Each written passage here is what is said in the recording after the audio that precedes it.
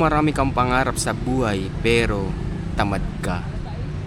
O ikaw, para sa'yo tong video na to. Alam mo yung pakiramdam na ang dami mong gustong gawin sa buhay, pero every time nasisimulan mo, parang minamagnet ka ng kama. Alam ko yung pakiramdam na yan. Gusto mo maging successful, pero paano? Mamaya na lang. Gusto mo maging productive, pero wait lang, scroll muna ako. One game lang, one game. Pero meron akong isang bagay na na-realize. Ito yung nagpabago ng mindset ko. Baka nga dumaan na rin to sa buhay mo eh, di mo lang pinapansin. Oo, hindi siya instant na magpapabago ng buhay mo, pero at least kahit paunti-unti merong nangyayari, di ba?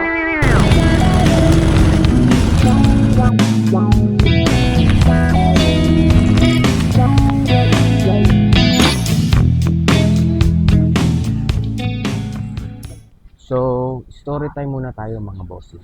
Malay mo, kwento mo rin pala to. Nitong mga nakaraang buwan, gusto ko na naman ulit maging vlogger. Paano? Na-inspire na naman tayo ni Boss Kong. Shoutout Boss Kong. Pero ang problema ko, wala naman akong maisip na content. Kaya naisip ko na lang magtrabaho. Magtrabaho. Ang kaso nga naman, ang problema naman, sobrang tumal. Tapos, gusto kong mangyari, mag-improve sa maraming bagay. Pero ang problema ko naman, tinatamad naman ako. Ano ba to? Isang araw, nag-deliver ako. Sobrang tagal nung customer men. Tapos tirik na tirik pa yung araw. Walang masilungan. Alam mo yung halos matuyo na yung utak mo sa init. Napatanong na lang ako sa sarili ko eh. Ganito na lang ba lagi? Yung init na yun na nakakatuyo ng utak, ayun pa yung nagpabukas ng isipan ko eh. Na-realize ko, hindi naman ako tamad. Dami ko nga pangarap sa buhay at gustong mangyari. Ang problema nga lang, puro naman ako simula. Walang natatapos. Hindi lang salitang tamad ang kalaban natin, pati yung pag-overthink. Ginagawa natin komplikado ang bawat galaw at kilos, pati yung mga plano. Kaya pala puro ako simula kasi gusto ko perpekto, kumpleto sa mga gamit.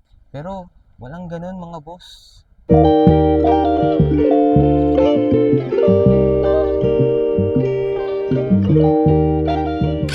Tignan mo yung mga gawa ng mga idol mo. Yung mga unang gawa ng mga idol mo.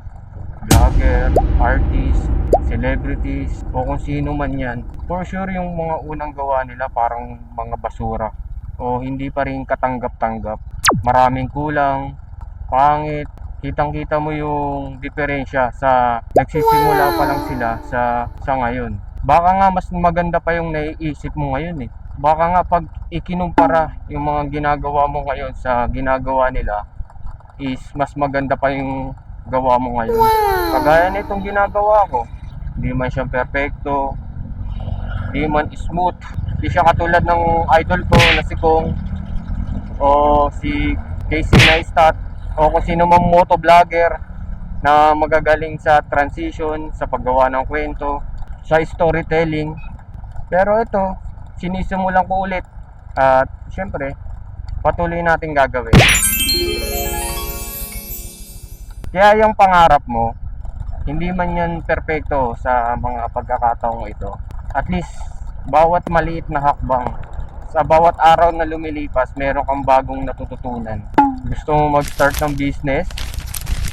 Hindi mo kailangan ng 50k capital. Meron dyan, nagsimula lang sa 5,000, utang pa. Pero ngayon, isa ng malaking kumpanya. Gusto mo maging fit? Hindi mo kailangan mag-membership ng gym. Simulan mo sa bahay. Push up everyday. Pull up everyday. Diba? At kung gusto mo maging YouTuber, hindi mo kailangan ng full setup ng matitinding camera na merong 8K, 12K o ilang bang kung gaano bang katinding resolution meron ng bagong camera ngayon. Magsimula ka sa cellphone o sa kung anong meron ka.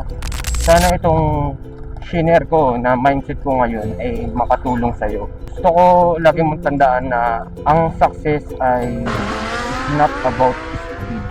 Wala tayo sa karera. It's about direction and purpose. Dahil maraming nag-success sa buhay na pagdating nila doon sa rurok ng tagumpay, hindi na nila alam kung anong purpose pa nila.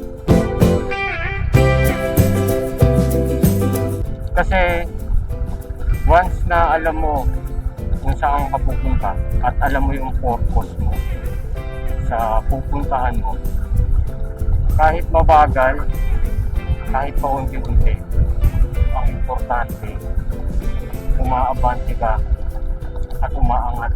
Hindi mo mamamalayan, nandun ka na pala sa gusto mong mapuntahan.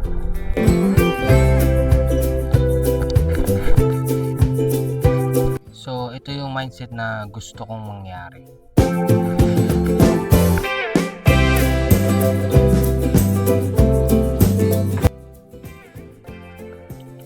Do it for 5 minutes. Di mo kayang simulan kasi naiisin mo yung buong task na parang ang hirap at ang daming gagawin.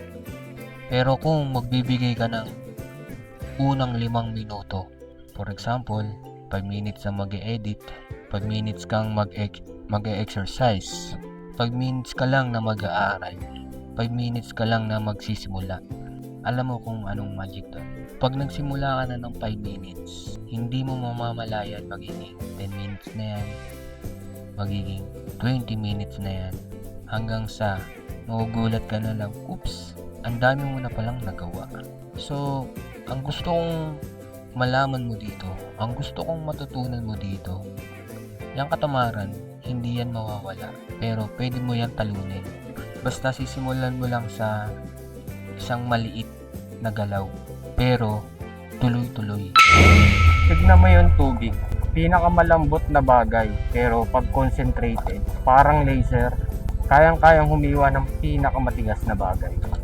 O sabihin natin kahit patak lang yan, over time, nag-iiwan ng marka. So kung katulad kitang ambisyoso at tamad, simulan na natin yung 5 minutes rule. Simulan natin kahit saan, kahit anong sitwasyon. Maliit man yan, ang mahalaga patungo naman to sa pangarap mo sa buhay. Lagi mong tatandaan, boss, hindi mo kailangan maging perfecto para magsimula. Kailangan mo magsimula para maging perfecto. Sana may natutunan ka. Keep riding for the win. Peace.